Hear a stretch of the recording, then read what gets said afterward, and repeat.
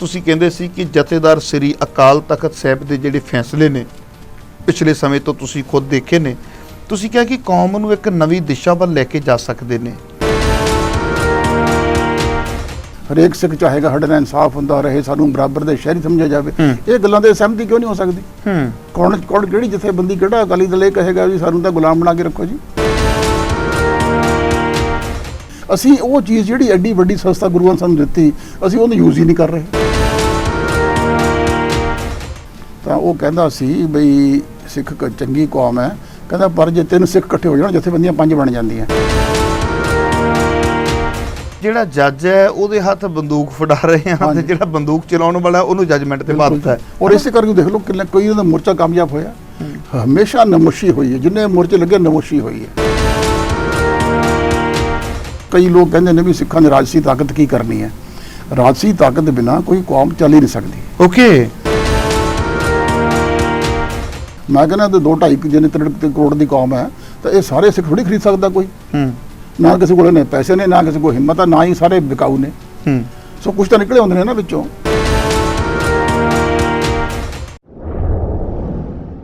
ਦੇਸ਼ ਵਿਦੇਸ਼ ਦੇ ਸਾਰੇ ਹੀ ਦਰਸ਼ਕਾਂ ਦਾ ਤੁਹਾਡੇ ਆਪਣੇ ਸੇਵਕ ਹਰਪ੍ਰੀਤ ਸਿੰਘ ਮਖੂ ਵੱਲੋਂ ਤਹਿ ਦਿਲੋਂ ਸਵਾਗਤ ਹੈ। ਦਰਸ਼ਕੋ, ਤੁਹਾਡੀ ਸੇਵਾ ਦੇ ਵਿੱਚ ਅੱਜ ਫਿਰ ਹਾਜ਼ਰ ਹੋਇਆ ਮੈਂ ਇੱਕ ਨਵੀਂ ਸ਼ਖਸੀਅਤ ਦੇ ਨਾਲ। ਤੁਹਾਨੂੰ ਪਤਾ ਹੈ ਕਿ ਸ਼ਖਸੀਅਤਾਂ ਲੈ ਕੇ ਮੁੱਦਿਆਂ ਦੇ ਆਧਾਰਿਤ ਗੱਲਬਾਤ ਕਰਨ ਲਈ ਸਾਡੇ ਇਸ ਪ੍ਰੋਗਰਾਮ ਦਾ ਮਿਆਰ ਕਾਫੀ ਉੱਚਾ ਕੀਤਾ ਹੋਇਆ ਹੈ, ਕਿਉਂਕਿ ਜਦੋਂ ਮੁੱਦਾ ਬੇਸਿਸ ਗੱਲਾਂ ਬਾਤਾਂ ਹੁੰਦੀਆਂ ਨੇ ਤੇ ਉਹਦੇ ਵਿੱਚੋਂ ਕੌਮ ਨੂੰ, ਸਮਾਜ ਨੂੰ ਕਾਫੀ ਕੁਝ ਪ੍ਰਾਪਤ ਹੁੰਦਾ ਹੈ।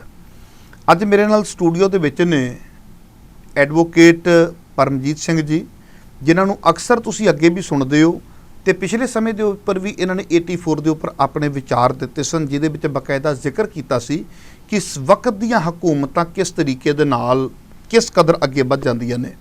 ਸੋ ਆਓ ਅੱਜ ਫਿਰ ਮੇਰੇ ਨਾਲ ਨੇ ਗੱਲਬਾਤ ਕਰਾਂਗੇ ਤੇ ਇਹਨਾਂ ਨੇ ਅੱਜ ਵਿਸ਼ੇਸ਼ ਤੌਰ ਦੇ ਉੱਪਰ ਇਹ ਗੱਲਬਾਤ ਕਰਨੀ ਹੈ ਕਿ ਜਥੇਦਾਰ ਸ੍ਰੀ ਅਕਾਲ ਤਖਤ ਸਾਹਿਬ ਦੇ ਫੈਸਲੇ ਕੌਮ ਨੂੰ ਵਧੀਆ ਦਿਸ਼ਾ ਵੱਲ ਲੈ ਕੇ ਜਾ ਸਕਦੇ ਨੇ, ਪਰ ਇਹਨਾਂ ਨੇ ਕੁਝ ਆਪਣੇ ਸੁਝਾਅ ਵਿੱਚ ਐਡ ਕੀਤੇ ਨੇ। ਜ਼ਰੂਰੀ ਨਹੀਂ ਮੈਂ ਕਹਿੰਦਾ ਕਿ ਸਾਰੇ ਇਹਨਾਂ ਦੇ ਸੁਝਾਅ ਕੌਮ ਲਈ ਲਾਹੇਵੰਦ ਹੋਣਗੇ, ਪਰ ਸਾਨੂੰ ਹਰੇਕ ਦਾ ਵਿਚਾਰ ਜ਼ਰੂਰ ਲੈਣਾ ਚਾਹੀਦਾ, ਜ਼ਰੂਰ ਸੁਣਨਾ ਚਾਹੀਦਾ। ਪੈਮਾਨੇ ਸਾਡੇ ਆਪੋ ਆਪਣੇ ਨੇ, ਫਰੇਮ ਸਾਡੇ ਆਪੋ ਆਪਣੇ ਨੇ। ਜ਼ਰੂਰੀ ਨਹੀਂ ਕਿ ਜੋ ਐਡਵੋਕੇਟ ਪਰਮਜੀਤ ਸਿੰਘ ਨੇ ਕਹਿ ਦਿੱਤਾ ਉਹ ਕੌਮ ਤੇ ਲਾਗੂ ਹੋ ਗਿਆ, ਐਸਾ ਨਹੀਂ ਹੈ। ਪਰ ਫਿਰ ਵੀ ਕਿਸੇ ਦੇ ਸੁਝਾਅ ਦੇ ਉੱਪਰ ਵਿਚਾਰ ਕਰਨਾ ਸਾਡਾ ਇਖਲਾਕੀ ਫਰਜ਼ ਬਣ ਜਾਂਦਾ। ਆਓ ਗੱਲਬਾਤ ਕਰਦੇ ਹਾਂ। ਮੇਰੇ ਨਾਲ ਨੇ ਐਡਵੋਕੇਟ ਪਰਮਜੀਤ ਸਿੰਘ ਜੀ। ਸਭ ਤੋਂ ਪਹਿਲਾਂ ਪ੍ਰੋਗਰਾਮ ਦੇ ਵਿੱਚ ਸਵਾਗਤ ਕਰਦੇ ਹਾਂ ਵੀਰ ਜੀ। ਵਾਹਿਗੁਰੂ ਜੀ ਕਾ ਖਾਲਸਾ, ਵਾਹਿਗੁਰੂ ਜੀ ਕੀ ਫਤਿਹ। ਗੱਲਬਾਤ ਕਰਦੇ ਹਾਂ ਆਪਾਂ, ਕਿਉਂਕਿ ਤੁਸੀਂ ਕਹਿੰਦੇ ਸੀ ਕਿ ਜਥੇਦਾਰ ਸ੍ਰੀ ਅਕਾਲ ਤਖਤ ਸਾਹਿਬ ਦੇ ਜਿਹੜੇ ਫੈਸਲੇ ਨੇ ਪਿਛਲੇ ਸਮੇਂ ਤੋਂ ਤੁਸੀਂ ਖੁਦ ਦੇਖੇ ਨੇ, ਤੁਸੀਂ ਕਿਹਾ ਕਿ ਕੌਮ ਨੂੰ ਇੱਕ ਨਵੀਂ ਦਿਸ਼ਾ ਵੱਲ ਲੈ ਕੇ ਜਾ ਸਕਦੇ ਨੇ। ਤੇ ਮੈਂ ਚਾਹਾਂਗਾ ਵੀ ਜਾ ਸਕਦੇ ਨੇ, ਇਹਦਾ ਮਤਲਬ 50-50 ਹੋ ਤੁਸੀਂ। ਤੇ ਤੁਹਾਨੂੰ ਉਹਨਾਂ ਦੇ ਕਿਹੜੇ ਫੈਸਲੇ ਦੇ ਉੱਪਰ ਆਪੱਤੀ ਹੈ, ਜਾਂ ਕਿਹੜੇ ਫੈਸਲੇ ਨੇ ਜਿਹੜੇ ਤੁਹਾਨੂੰ ਲੱਗਦੇ ਨੇ ਜਿਨ੍ਹਾਂ ਦੇ ਵਿੱਚੋਂ ਤੁਹਾਨੂੰ ਕੋਈ ਸੋਚ ਦੀ, ਆਸ ਦੀ ਕਿਰਨ ਜਾਗਦੀ ਹੋਈ ਨਜ਼ਰ ਆ ਰਹੀ ਹੈ? ਅੱਛਾ, ਪਹਿਲੀ ਗੱਲ ਤਾਂ ਜਿਹੜਾ ਇੰਸਟੀਟਿਊਸ਼ਨ ਹੈ ਅਕਾਲ ਤਖਤ ਦਾ ਜੀ, ਉਹੀ ਕਾਫੀ ਨੀਚੇ ਆ ਚੁੱਕਿਆ। ਤੁਸੀਂ ਦੇਖੋ ਵੀ ਇਹ ਜੇ ਕੌਮ ਅੱਗੇ ਅਗਵਾਈ ਲੈਂਦੀ ਸੀ, ਸਾਰੇ ਚਾਹੇ 12 ਮਿਸਲਾਂ ਹੁੰਦੀਆਂ ਸੀ, 12 ਮਿਸਲਾਂ ਜਦੋਂ ਇਕੱਠੀਆਂ ਹੁੰਦੀਆਂ ਸੀ ਤਾਂ ਅਕਾਲ ਤਖਤ ਤੇ ਇਕੱਠੀਆਂ ਹੋ ਕੇ ਸਾਰੇ ਫੈਸਲੇ ਲੈ ਜਾਂਦੇ ਸੀ। ਇੱਕ ਤਾਂ ਇਹ ਇੰਸਟੀਟਿਊਸ਼ਨ ਸੀਗਾ। ਹਾਂ, ਇਹ ਬਹੁਤ ਵਧੀਆ ਸੀ। ਵੈਸੇ ਆਪਾਂ ਇੱਥੇ ਥੋੜ੍ਹਾ ਜਿਹਾ ਰੁਕਦੇ ਹਾਂ। ਉਦੋਂ ਕੀ ਸੀ ਕਿ ਸਾਰੀਆਂ ਮਿਸਲਾਂ ਦੇ ਆਪਸੀ ਮਤਭੇਦ ਰਹੇ ਹੈ, ਨੋ ਡਾਊਟ। ਆਪਸ ਦੇ ਵਿੱਚ ਇਹਨਾਂ ਦੇ ਬੜੇ ਝਗੜੇ ਵੀ ਰੱਖੇ ਹੈ, ਆਪਸ ਦੇ ਵਿੱਚ ਕਈ ਵਾਰੀ ਬਹੁਤ ਵੱਡੇ ਪੱਧਰ ਦੇ ਉੱਪਰ ਯੁੱਧ ਵਾਲਾ ਮਾਹੌਲ ਵੀ ਬਣਦਾ ਰਿਹਾ।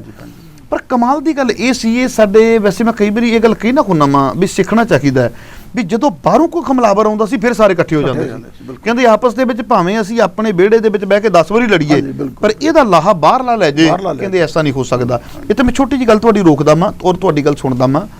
ਦੋਸਤੋ, ਮਨ ਦੇ ਵਿੱਚ ਇੱਕ ਬੜੀ ਪਿਆਰੀ ਗੱਲ ਯਾਦ ਆਈ ਹੈ, ਮੈਂ ਸੋਚਿਆ ਤੁਹਾਡੇ ਨਾਲ ਸਾਂਝੀ ਕਰਦੇ ਹਾਂ। ਭਾਵੇਂ ਕਿ ਸੋਸ਼ਲ ਮੀਡੀਆ ਦੇ ਉੱਪਰ ਇਹ ਚੀਜ਼ ਤੁਸੀਂ ਪੜ੍ਹੀ ਹੈ, ਤੁਸੀਂ ਸੁਣੀ ਹੈ, ਤੁਸੀਂ ਸ਼ੇਅਰ ਵੀ ਕੀਤੀ ਹੋਵੇਗੀ, ਪਰ ਮੇਰਾ ਮਨ ਕਹਿੰਦਾ ਵੀ ਤੁਹਾਡੇ ਨਾਲ ਸਾਂਝੀ ਕਰਦੇ ਆ, ਮੈਨੂੰ ਚੰਗੀ ਲੱਗਦੀ ਹੈ। ਕਹਿੰਦੇ 2 ਸ਼ੇਰ ਸੀ, ਉਹਨਾਂ ਦੀ ਆਪਸ ਵਿੱਚ ਨਹੀਂ ਸੀ ਬਣਦੀ। ਬੜਾ ਧਿਆਨ ਦੇ ਕੇ ਸੁਣਿਆ ਜੇ, ਆਪਸ ਵਿੱਚ ਨਹੀਂ ਸੀ ਬਣਦੀ। ਕਹਿੰਦੇ ਇੱਕ ਦਿਨ ਇੱਕ ਸ਼ੇਰ ਸ਼ਿਕਾਰ ਦੇ ਲਈ ਚਲਾ ਗਿਆ, ਉਹਦੇ ਬੱਚੇ ਸੀ ਮਗਰ, ਤੇ ਕਹਿੰਦੇ ਕੋਈ ਜਾਨਵਰ ਆਇਆ ਉਹਦੇ ਬੱਚਿਆਂ ਨੂੰ ਮਾਰਨ ਲੱਗਾ। ਦੂਜਾ ਸ਼ੇਰ ਦਬਾ ਦਬ ਆਇਆ, ਉਹਨੇ ਉਹ ਬੱਚੇ ਬਚਾਏ। ਜਦੋਂ ਬੱਚੇ ਬਚਾਏ, ਕਹਿੰਦੇ ਇੰਨੀ ਦੇਰ ਨੂੰ ਜਿਸ ਸ਼ੇਰ ਦੇ ਬੱਚੇ ਸੀ ਉਹ ਸ਼ਿਕਾਰ ਦੇ ਲਈ ਨਿਕਲਿਆ ਸੀ, ਵਾਪਸ ਆ ਗਿਆ। ਜਦੋਂ ਵਾਪਸ ਆਇਆ ਤੇ ਕਹਿੰਦੇ ਆਪਸ ਦੇ ਵਿੱਚ ਬੈਠਣ ਤੋਂ ਬਾਅਦ ਆਪੋ ਆਪਣੇ ਟਿਕਾਣਿਆਂ ਤੇ ਚਲੇ ਗਏ। ਕਹਿੰਦੇ ਸ਼ੇਰ ਨੂੰ ਕਿਸੇ ਨੇ ਪੁੱਛਿਆ ਵੀ ਉਸ ਸ਼ੇਰ ਨਾਲ ਤੇ ਤੇਰੀ ਬਣਦੀ ਨਹੀਂ ਸੀ, ਤੂੰ ਉਹਦੇ ਬੱਚੇ ਕਿਉਂ ਬਚਾਏ? ਕਹਿੰਦਾ ਵੱਖਰੀ ਗੱਲ ਹੈ, ਸਾਡੀ ਆਪਸ ਵਿੱਚ ਨਹੀਂ ਸੀ ਬਣਦੀ ਹੁੰਦੀ, ਪਰ ਇਹਦਾ ਲਾਹਾ ਕੋਈ ਥਰਡ ਪਰਸਨ ਨਾ ਲੈ ਜਾਵੇ, ਇਹ ਪਹਿਲ ਦੇ ਆਧਾਰ ਤੇ ਸਾਨੂੰ ਵਿਚਾਰਨਾ ਪੈਣਾ ਹੈ। ਸੋ ਗੱਲ ਮੈਂ ਭਾਵੇਂ ਗੱਲ ਸ਼ੇਰਾਂ ਨਾਲ ਹੋਈ ਜਾਂ ਨਹੀਂ ਹੋਈ, ਪਰ ਕਿਸੇ ਨੇ ਸਮਝਾਉਣ ਵਾਸਤੇ ਕਹਾਣੀ ਬਹੁਤ ਵਧੀਆ ਬਣਾਈ ਹੈ। ਮੈਂ ਕਈ ਵਾਰੀ ਕਹਿੰਦਾ ਵੀ ਸਾਡੇ ਕੌਮੀ ਮਸਲੇ ਇੰਨੇ ਕੁ ਅਸੀਂ ਉਲਝਾ ਦਿੰਦੇ ਹਾਂ ਵੀ ਤੀਜੀ ਧਿਰ ਨੂੰ ਸਿੱਧੇ ਰੂਪ ਦੇ ਵਿੱਚ ਅਸੀਂ ਫਾਇਦਾ ਦੇ ਦਿੰਦੇ ਹਾਂ। ਮੈਂ ਕਈ ਵਾਰੀ ਇਹ ਗੱਲ ਆਮ ਕਹਿਣਾ ਵਾ, ਔਰ ਮੈਂ ਕਹਿੰਦਾ ਉਹ ਮਾਮਲਾ ਭਾਵੇਂ ਮੇਰੇ ਵਰਗੇ ਵੱਲੋਂ ਛੇੜਿਆ ਗਿਆ ਹੋਵੇ, ਮੈਂ ਫਿਰ ਬੇਨਤੀ ਕਰਦਿਆਂ ਮੈਂ ਆਪਣੇ ਆਪ ਨੂੰ ਤੇ ਸੁਰਖਰੂ ਨਹੀਂ ਕਰਦਾ, ਪਰ ਜਦੋਂ ਮੈਂ ਮਿਸਲਾਂ ਦੀ ਹਿਸਟਰੀ ਪੜ੍ਹਦਾ ਮੈਂ ਉਹਦੇ ਵਿੱਚ ਇਹ ਚੀਜ਼ ਆਮ ਮੈਨੂੰ ਮਿਲਦੀ ਹੈ। ਮਿਸਲਾਂ ਦੀ ਆਪਸ ਦੇ ਵਿੱਚ ਨਹੀਂ ਸੀ ਬਣਦੀ ਹੁੰਦੀ, ਬਹੁਤਾਤ ਤੁਸੀਂ ਦੇਖੋਗੇ, ਪਰ ਜਦੋਂ ਬਾਹਰੋਂ ਕੋਈ ਹਮਲਾਵਰ ਆਉਂਦਾ ਸੀ ਸਾਰੇ ਇਕੱਠੇ ਹੋ ਜਾਂਦੇ ਹੁੰਦੇ ਸਨ ਔਰ ਬਕਾਇਦਾ ਡਟ ਕੇ ਟਾਕਰਾ ਕਰਦੇ ਹੁੰਦੇ ਸਨ। ਇਹ ਚੀਜ਼ ਵੀਰ ਜੀ ਨੇ ਦੱਸੀ ਹੈ ਵੀ ਇਹ ਚੀਜ਼ ਸਾਡੇ ਵਿੱਚੋਂ ਬੜੀ ਅਲੋਪ ਹੋ ਗਈ ਹੈ ਵੀ ਅਸੀਂ ਸ੍ਰੀ ਅਕਾਲ ਤਖਤ ਸਾਹਿਬ ਦੇ ਉੱਪਰ ਆਪਸ ਵਿੱਚ ਬੈਠਦੇ ਸਾਂ ਤੇ ਵਿਰੋਧੀ ਵਿਚਾਰਾਂ ਨੂੰ ਵੀ ਸੁਣਿਆ ਜਾਂਦਾ ਸੀ ਤੇ ਸੁਣਨ ਤੋਂ ਬਾਅਦ ਉਹਦਾ ਇੱਕ ਫੈਸਲਾ ਨਿਕਲਦਾ ਹੁੰਦਾ ਸੀ। ਵੀਰ ਜੀ ਬੜੀ ਸੁੰਦਰ ਤੁਸੀਂ ਗੱਲ ਕੀਤੀ ਹੈ ਔਰ ਬਕਾਇਦਾ ਸਾਡਾ ਧਿਆਨ ਉਹਨਾਂ ਚੀਜ਼ਾਂ ਵੱਲ ਦੁਬਾਰਾ ਦਵਾ ਦਿੱਤਾ ਹੈ ਜੀ। ਇੱਕ ਤੇ ਇਹ ਕਾਰਨ ਹੁੰਦਾ ਸੀ, ਹਾਂਜੀ, ਉਦੋਂ ਇਹ ਵੀ ਜੋ ਜਾਂਦੇ ਸੀ ਸਾਰੇ ਸਰਬੱਤ ਖਾਲਸਾ 'ਚ ਹਿੱਸਾ ਲੈਣ ਲਈ, ਕਹਿੰਦੇ ਹੁੰਦੇ ਸੀ ਬਾਹਰ ਕਹਿ ਕੇ ਜਾਂਦਾ ਹਰੇਕ ਆਦਮੀ, ਚਾਹੇ ਸਾਡੇ ਨਿੱਜੀ ਵਿਚਾਰ ਕੁਝ ਵੀ ਹੋਣ, ਪਰ ਅੰਦਰ ਅਸੀਂ ਕੌਮ ਦੇ ਭਲੇ ਦੀ ਗੱਲ ਕਰਾਂਗੇ। ਮੈਂ ਕਈ ਸਿੱਖਾਂ ਨਾਲ ਗੱਲ ਕੀਤੀ ਹੈ, ਮੈਂ ਕਿਹਾ ਦੇਖੋ ਜਿਹੜੇ NDA UPA ਬਣੇ ਨੇ, ਕੋਈ 22 ਪਾਰਟੀਆਂ ਜਥੇਬੰਦੀ ਹੈ, ਕੋਈ 11 ਪਾਰਟੀ ਜਥੇਬੰਦੀ ਹੈ, ਪਰ ਇਹਨਾਂ ਦਾ ਇੱਕ ਸਾਂਝਾ ਪ੍ਰੋਗਰਾਮ ਹੁੰਦਾ ਜਿਹਨੂੰ ਕਾਮਨ ਮਿਨੀਮਮ ਪ੍ਰੋਗਰਾਮ ਕਹਿੰਦੇ ਆ। ਸਿੱਖਾਂ 'ਚ ਇਹ ਨਹੀਂ ਬਣ ਸਕਦਾ, ਸਿੱਖਾਂ 'ਚ ਇਹ ਗੱਲ ਤੇ ਸਹਿਮਤੀ ਨਹੀਂ ਹੋ ਸਕਦੀ ਵੀ ਅਸੀਂ ਜਿਉਣਾ ਚਾਹੁੰਦੇ ਹਾਂ, ਅਸੀਂ ਮਰਨਾ ਨਹੀਂ ਚਾਹੁੰਦੇ। ਇਹ ਤਾਂ ਹਰੇਕ ਕਹੇਗਾ, ਹਰੇਕ ਸਿੱਖ ਕਹੇਗਾ ਵੀ ਗੁਰੂ ਸਾਹਿਬਾਨਾਂ ਦੇ ਜਿਹੜੇ ਹੈਗੇ ਨੇ ਸ਼ਖਸੀਅਤਾਂ ਅੱਗੇ ਹੋਣੀ ਚਾਹੀਦੀਆਂ ਨੇ, ਉਸ ਵੀ ਉਹਨਾਂ 'ਤੇ ਕੋਈ ਕਿੰਤੂ ਪਰੰਤੂ ਨਹੀਂ ਹੋਣਾ ਚਾਹੀਦਾ। ਹਰੇਕ ਸਿੱਖ ਇਹ ਚਾਹੇਗਾ ਵੀ ਸਾਡਾ ਜਿਹੜੀ ਬੋਲੀ ਬਚੀ ਰਹੇ, ਹਰੇਕ ਸਿੱਖ ਚਾਹੇਗਾ ਸਾਡੇ ਨਾਲ ਇਨਸਾਫ ਹੁੰਦਾ ਰਹੇ, ਸਾਨੂੰ ਬਰਾਬਰ ਦੇ ਸ਼ਹਿਰੀ ਸਮਝਿਆ ਜਾਵੇ। ਇਹ ਗੱਲਾਂ ਤੇ ਸਹਿਮਤੀ ਕਿਉਂ ਨਹੀਂ ਹੋ ਸਕਦੀ? ਕੌਣ ਕਿਹੜੀ ਜਥੇਬੰਦੀ, ਕਿਹੜਾ ਅਕਾਲੀ ਦਲ ਇਹ ਕਹੇਗਾ ਵੀ ਸਾਨੂੰ ਤਾਂ ਗੁਲਾਮ ਬਣਾ ਕੇ ਰੱਖੋ ਜੀ? ਇਹ ਗੱਲਾਂ ਤਾਂ ਹੋ ਸਕਦੀਆਂ ਨੇ ਨਾ। ਔਰ ਜਦੋਂ ਦੇਖੋ ਇਹਦੇ ਪਿੱਛੇ ਬੈਕਗਰਾਉਂਡ ਵੀ ਹੈਗੀ ਹੈ। ਆਪਾਂ ਜਦ ਗੱਲ ਕੀਤੀ ਸੀ ਵੀ ਗੁਰੂ ਗੋਬਿੰਦ ਸਿੰਘ ਜੀ ਨੇ ਸਾਰੇ ਪੰਥ ਨੂੰ ਕਹਿਤਾ, ਪੰਥ ਦਾ ਮਤਲਬ ਸਾਰੀ ਕਲੈਕਟਿਵਿਟੀ ਹੈ, ਸਾਰੀ ਸਮੂਹਿਕ ਤੌਰ ਤੇ ਹੈਗੇ ਨੇ। ਤੇ ਗੁਰਬਾਣੀ 'ਚ ਵੀ ਹੈਗਾ ਜ਼ਿਕਰ ਇਸ ਤਰ੍ਹਾਂ ਦਾ, ਹੋ ਇਕੱਤਰ ਮਿਲੋ ਮੇਰੇ ਭਾਈ, ਵੀ ਜਦੋਂ ਸਾਰੇ ਹੋ ਕੇ ਬੈਠੋਗੇ ਫਿਰ ਕੋਈ ਨਾ ਕੋਈ ਹੱਲ ਨਿਕਲੇਗਾ। ਇਕੱਲੇ ਬੰਦੇ ਕੋਲ ਹੱਲ ਨਿਕਲਦਾ ਨਹੀਂ। ਮੈਂ ਤੁਹਾਨੂੰ ਕਈ ਐਗਜ਼ਾਮਪਲ ਦੇ ਸਕਦਾ। ਜਦੋਂ ਹਿੰਦੁਸਤਾਨ ਦੀ ਸਿੱਖਾਂ ਦੀ ਕਿਸਮਤ ਦਾ ਫੈਸਲਾ ਹੋਣਾ 47 'ਚ ਹੋਣਾ ਸੀ, 2-3 ਬੰਦੇ ਚਲੇ ਗਏ, ਗਿਆਨੀ ਕਰਤਾਰ ਸਿੰਘ ਕਹਿ ਲਓ, ਮਾਸਟਰ ਤਾਰਾ ਸਿੰਘ ਕਹਿ ਲਓ, ਬਲਦੇਵ ਸਿੰਘ ਕਹਿ ਲਓ, ਸਾਰੇ ਪਿੱਛੋਂ ਹੱਥ ਮਲਦੇ ਰਹੇ ਨੇ ਵੀ ਗਲਤੀ ਹੋਈ। ਤੇ ਜੇ ਇਹ ਫੈਸਲਾ ਉਸ ਵੇਲੇ ਅਕਾਲ ਤਖਤ ਜਥੇਦਾਰ ਸਾਰਾ ਪੰਥ ਬੁਲਾਉਂਦਾ, ਸਾਰੇ ਸਿੱਖਾਂ ਨਾਲ ਗੱਲਾਂ ਕਰਦਾ, ਮੇਰਾ ਮਨ ਕਹਿੰਦਾ ਵੀ 90% ਜਾਂ 70% ਲੋਕਾਂ ਨੇ ਕਹਿਣਾ ਵੀ ਅਸੀਂ ਗੁਲਾਮ ਨਹੀਂ, ਸਾਨੂੰ ਵੱਖਰਾ ਲੈ ਕੇ ਦਿਓ ਆਪਣਾ। ਡੈਫੀਨੇਟਲੀ ਇਹ ਗੱਲ ਹੋਣੀ ਸੀ। ਅਸੀਂ ਉਹ ਚੀਜ਼ ਜਿਹੜੀ ਐਡੀ ਵੱਡੀ ਸੰਸਥਾ ਗੁਰੂਆਂ ਨੇ ਸਾਨੂੰ ਦਿੱਤੀ, ਅਸੀਂ ਉਹਨੂੰ ਯੂਜ਼ ਹੀ ਨਹੀਂ ਕਰ ਰਹੇ। ਜਦੋਂ ਇਹ ਗੱਲ ਹੋਈ ਇਸ ਵਾਰੀ ਮੈਂ ਸੁਣਿਆ ਜਥੇਦਾਰ ਨੇ ਕਿਹਾ ਵੀ ਹਾਂਜੀ ਜਿਹੜੇ ਨਹੀਂ ਪਹਿਲਾਂ ਕੀ ਜਿਹੜੇ ਜਥੇਦਾਰ ਹੁੰਦੇ ਸੀ ਉਹ ਇਦਾਂ ਹੀ ਕਹਿੰਦੇ ਸੀ ਜਿਹੜੇ ਨਾਅਰੇ ਜੇ ਮਾਰਦੇ ਨੇ ਜੀ ਇਹ ਤਾਂ ਸਰਕਾਰ ਦੇ ਏਜੰਟ ਨੇ ਜਾਂ ਫਲਾਣਾ। ਤੁਸੀਂ ਪਹਿਲਾਂ ਵੀ ਦੇਖ ਲਓ ਜਿਹੜੇ ਹੁਣ ਬੰਦਿਆਂ ਨੇ ਕੁਰਬਾਨੀਆਂ ਕੀਤੀਆਂ ਨੇ, ਫੇਰੂਮਾਨ ਸਾਹਿਬ ਨੂੰ ਏਜੰਟ ਕਿਹਾ ਗਿਆ, ਸਰਦਾਰ ਕਪੂਰ ਸਿੰਘ ਨੂੰ ਕਹਿੰਦੇ ਸੀ ਪੜ੍ਹੇ ਲਿਖਿਆ ਮੂਰਖ ਹੈ ਇਹ, ਇਕਰਾਮ ਹੁੰਦੀ ਰਹੀ ਹੈ। ਹਾਂ, ਸਰਦਾਰ ਸੰਤ ਬਾਬਾ ਜਰਨੈਲ ਸਿੰਘ ਨੂੰ ਕਹਿੰਦੇ ਰਹੇ ਨੇ ਜੀ ਇਹ ਤਾਂ ਕਾਂਗਰਸ ਦਾ ਖੜਾ ਕੀਤਾ ਹੋਇਆ ਸੀ, ਅਸੀਂ ਛੱਡਿਆ ਕੌਣ? ਮਤਲਬ ਇੱਕ ਇਸ ਤਰ੍ਹਾਂ ਦੀ ਸੋਚ ਬਣ ਗਈ ਹੋਈ ਹੈ ਵੀ ਆਪਣੇ ਆਪ ਨੂੰ ਆਪ ਹੀ ਖਤਮ ਕਰੀ ਜਾਓ। ਇਹ ਸਿੱਖਾਂ ਦੇ ਮਨਾਂ 'ਚ ਸੋਚ ਪੈਦਾ ਨਹੀਂ ਹੋਈ, ਇਹ ਕਿਸੇ ਹੋਰ ਨੇ ਸਾਡੇ ਦਿਮਾਗ 'ਚ ਪਾਈ ਹੋਈ ਹੈ ਜੀ। ਇਹ ਹਰੇਕ ਨੂੰ ਭੰਡੀ ਜਾਓ। ਹਾਂਜੀ, ਹਰੇਕ ਨੂੰ ਭੰਡੀ ਜਾਓ, ਲੜਾਈ ਆਪਸ 'ਚ ਲੜਾਈ ਜਾਓ, ਬਾਹਰ ਨੂੰ ਕੁਝ ਕਰਨ ਦੀ ਲੋੜ ਹੀ ਨਹੀਂ। ਇੱਕ ਮੈਂ ਇੰਗਲੈਂਡ ਦਾ MP ਸੀ, ਟੈਰੀ ਡਿਕਸ ਕਰਕੇ ਉਹਦਾ ਨਾਂ ਸੀ, ਉਹ ਕਿਸੇ ਦੇ ਪਾਠ ਤੇ ਗਿਆ ਸੀ, ਉਹਨੂੰ ਪੁੱਛਿਆ ਵੀ ਸਿੱਖਾਂ ਬਾਰੇ ਤੁਹਾਡੇ ਕੀ ਵਿਚਾਰ ਨੇ, ਤਾਂ ਉਹ ਕਹਿੰਦਾ ਸੀ ਬਈ ਸਿੱਖ ਚੰਗੀ ਕੌਮ ਹੈ, ਕਹਿੰਦਾ ਪਰ ਜੇ 3 ਸਿੱਖ ਇਕੱਠੇ ਹੋ ਜਾਣ ਜਥੇਬੰਦੀਆਂ 5 ਬਣ ਜਾਂਦੀਆਂ, ਪਰ ਜਥੇਬੰਦੀਆਂ ਜਿੰਨੀ ਮਰਜ਼ੀ ਬਣ ਜਾਣ, ਸੋਚ ਇੱਕ ਹੋਣੀ ਚਾਹੀਦੀ, ਦਿਸ਼ਾ ਇੱਕ ਹੋਣੀ ਚਾਹੀਦੀ, ਏਜੰਡਾ ਇੱਕ ਹੋਵੇ। ਹਾਂ, ਦਿਸ਼ਾਹੀਣ ਨਹੀਂ ਹੋਣਾ ਚਾਹੀਦਾ ਬੰਦਾ। ਦੇਖੋ ਵੱਖ-ਵੱਖ ਰਾਹ ਤੁਰ ਕੇ ਜੇ ਇੱਕ ਮੰਜ਼ਿਲ ਤੇ ਜਾ ਰਹੇ ਨੇ ਫਿਰ ਕੋਈ ਕਿਤੇ ਹੁੰਦਾ ਨਹੀਂ। ਇੱਕ ਜਦੋਂ ਅਸੀਂ ਪੋਲੀਟੀਕਲ ਸਾਇੰਸ ਪੜ੍ਹਦੇ ਸੀ ਉਦੋਂ ਵੀ ਇੱਕ ਰਾਈਟਰ ਦਾ ਕਥਨ ਸੀਗਾ, ਕਹਿੰਦਾ ਇਸ ਗੱਲ 'ਚ ਕੋਈ ਫਰਕ ਨਹੀਂ ਪੈਂਦਾ ਕਿ ਅਸੀਂ ਕਿੰਨੇ ਹੈਗੇ ਆ, ਕੀ ਗੱਲ ਕਹਿੰਦੇ ਆ, ਪਰ ਜਿੰਨਾ ਚਿਰ ਅਸੀਂ ਇੱਕੋ ਗੱਲ ਨੂੰ ਸਾਰੇ ਇੱਕ ਸਹਿਮਤੀ ਨਹੀਂ ਕਰਦੇ। ਸੋ ਇਹ ਚੀਜ਼ਾਂ ਦਾ ਦੇਖੋ ਸੰਸਾਰ ਤੇ ਹੈਗੀਆਂ ਹੀ ਨੇ। ਫਿਰ ਜਿਹੜਾ ਇਸ ਗੱਲ 'ਚ ਜਿਹੜਾ ਫਾਇਦਾ ਸੀ ਜਿਹੜਾ ਖਾਲਸੇ ਨੂੰ ਹੋਇਆ ਜਿਹਦੇ ਕਰਕੇ ਰਾਜ ਬਣਿਆ, ਤੁਹਾਡਾ ਕੀ ਖਿਆਲ? ਚਲੋ ਜੇ ਮਿਸਲਾਂ ਨੇ ਵੀ ਰਾਜੀ ਕੀਤਾ, ਮਿਸਲਾਂ ਦੇ ਵੇਲੇ ਜੇ ਦੇਖੋ ਸਟੇਟ ਦੇ ਕੰਮ ਸਾਰਿਆਂ ਨਾਲੋਂ ਵੱਡਾ ਕੰਮ ਕੀ ਹੁੰਦਾ? ਆਪਣੇ ਸ਼ਹਿਰੀਆਂ ਨੂੰ ਸੁਰੱਖਿਆ ਦੇਣੀ ਜੀ। ਇਹ ਸੁਰੱਖਿਆ ਇਹ ਸਾਡੀ ਮਿਸਲਾਂ ਦਿੰਦੀਆਂ ਰਹੀਆਂ ਨੇ, ਇਹਨੂੰ ਰਾਖੀ ਸਿਸਟਮ ਕਹਿੰਦੇ ਸੀ ਵੀ ਅਸੀਂ ਤੁਹਾਡੀ ਰਾਖੀ ਕਰਾਂਗੇ, ਸਾਡੇ ਤੋਂ ਸਾਨੂੰ ਪੈਸੇ ਦਿਓ ਥੋੜੇ ਜਿਹੇ, ਇਸ ਤਰ੍ਹਾਂ ਦਾ ਹੁੰਦਾ ਸੀ। ਉਹ ਵੀ ਮਿਸਲਾਂ ਦਾ ਹੀ ਰਾਜ ਸੀ। ਕੋਈ ਚਾਹੇ ਦੇਖ ਲਓ ਲੜਾਈਆਂ ਪਾਣੀਪਤ ਦੀਆਂ ਹੋਈਆਂ ਜਾਂ ਕੁਛ ਹੋਇਆ, ਜਿਹੜੇ ਬੰਦੇ ਧਾੜ ਵੀ ਮਾਰ ਧਾੜ ਕਰਕੇ ਵੱਡੇ ਵੱਡੇ ਮਰਾਠਾ ਵਰਗਿਆਂ ਨੂੰ ਸਿੱਟ ਕੇ ਜਾ ਰਹੇ ਸੀ, ਉਹ ਸਿੱਖਾਂ ਦੇ ਮੂਹਰੋਂ ਮਾਰ ਖਾ ਕੇ ਗਏ ਨੇ।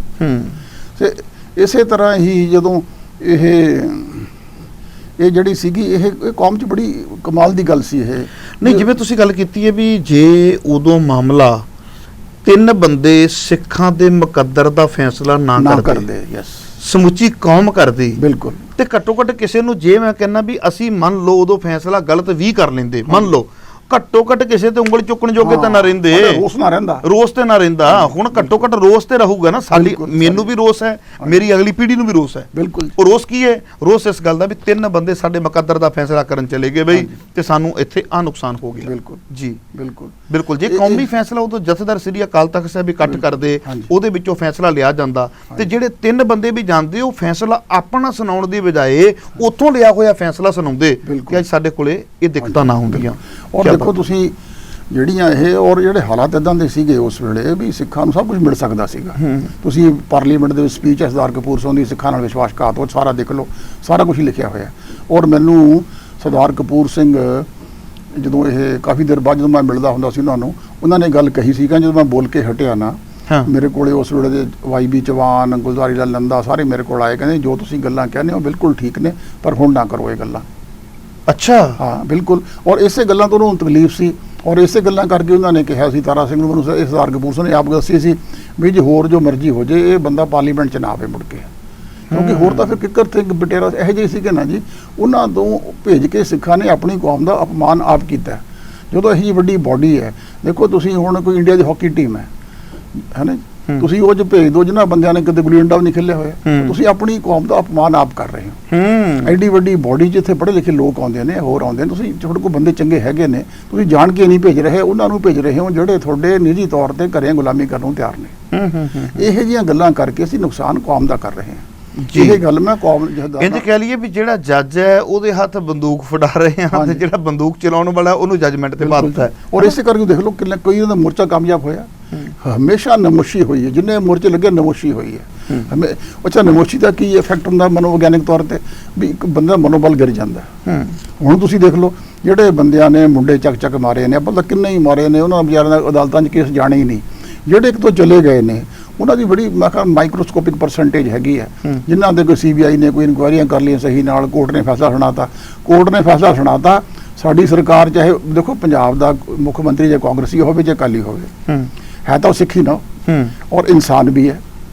ਇਨਸਾਨ ਤਾਂ ਸੋਚੋ ਭਾਈ ਜਿਹੜੇ ਬੰਦੇ ਮਰੇ ਨੇ ਉਹ ਤਾਂ ਕਿਸੇ ਦੇ ਮਾਂ ਪਿਓ ਦੇ ਮਰੇ ਹੀ ਨੇ ਨਾ, ਉਹ ਚੱਕ ਕੇ ਝੱਟ ਸਜ਼ਾ ਮਾਫ ਕਰ ਦਿੰਦੇ ਨੇ ਜੀ। ਇਹ ਕਦੇ ਹੁੰਦਾ? ਜਿਹੜੇ ਬੰਦੇ ਤੁਸੀਂ ਦੇਖੋ ਮੇਰੀ ਗੱਲ ਸੁਣੋ, ਜੇ ਤੁਸੀਂ ਪ੍ਰੋਪਰ ਤਰੀਕੇ ਨਾਲ ਕਿਸੇ ਬੰਦੇ ਨੂੰ ਕਿਸੇ ਜੁਰਮ 'ਚ ਫੜਦੇ ਹੋ ਤਾਂ ਉਹਦੀ ਮਾੜੀ ਮੋਟੀ ਤਫਤੀਸ਼ ਕਰਦੇ ਹੋ, ਬੰਦਾ ਮਰਦਾ ਨਹੀਂ, ਅਦਾਲਤਾਂ ਫੈਸਲਾ ਕਰਦੀਆਂ ਨੇ, ਫਿਰ ਅੱਗੇ ਠੀਕ ਹੈ। ਤੁਸੀਂ ਬੰਦੇ ਨੂੰ ਚੱਕਦੇ ਹੀ ਇਸ ਕਰਕੇ ਹੋ, ਜਾਂ ਪੈਸੇ ਦੇ, ਜਾਂ ਤੁਸੀਂ ਬੰਦਾ ਛੁਡਾ ਕੇ ਦੇਖੋ, ਤੁਹਾਡਾ ਮਾਰ ਕੇ ਤੁਹਾਡੀ ਬੋਡੀ ਵੀ ਨਹੀਂ ਦੇਣੀ। ਉਹ ਇਹੋ ਜਿਹੇ ਹੋਏ ਨੇ, ਇਹਦੇ ਨਾਲ ਕੌਮ ਦਾ ਮਨੋਬਲ ਗਿਰਦਾ ਹੁੰਦਾ। ਤੁਸੀਂ ਗੱਲ ਸੁਣੋ, ਕਈ ਲੋਕ ਕਹਿੰਦੇ ਨੇ ਵੀ ਸਿੱਖਾਂ ਦੀ ਰਾਜਸੀ ਤਾਕਤ ਕੀ ਕਰਨੀ ਹੈ।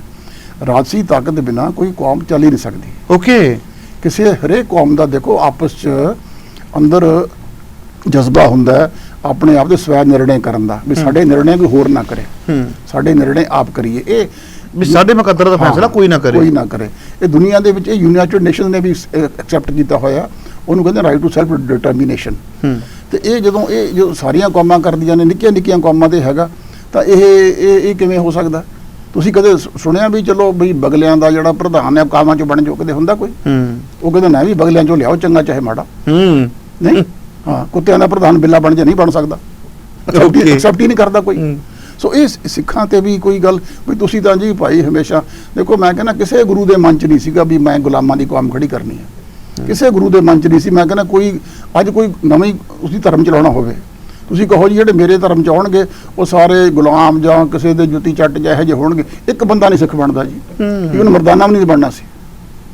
ਜਦੋਂ ਉਹਨਾਂ ਨੇ ਗੱਲਾਂ ਹੀ ਕਹਿਤੀਆਂ ਵੀ ਮੈਂ ਇਨ ਗਰੀਬ ਸਿੱਖਾਂ ਨੂੰ ਦਿਉਂ ਪਾਤਸ਼ਾਹੀ, ਇਹੀ ਤਾਂ ਹੈਗੀ ਸੀ ਜਿਹੜੀ ਚਾਹੀਦੀ ਹਰੇਕ ਨੂੰ ਜੀ। ਪਾਤਸ਼ਾਹੀ ਦਾ ਮਤਲਬ ਇਹ ਨਹੀਂ ਹੁੰਦਾ ਕਿ ਕਿਤੇ ਜ਼ੁਲਮ ਕਰਨਾ ਕਿਸੇ ਤੇ।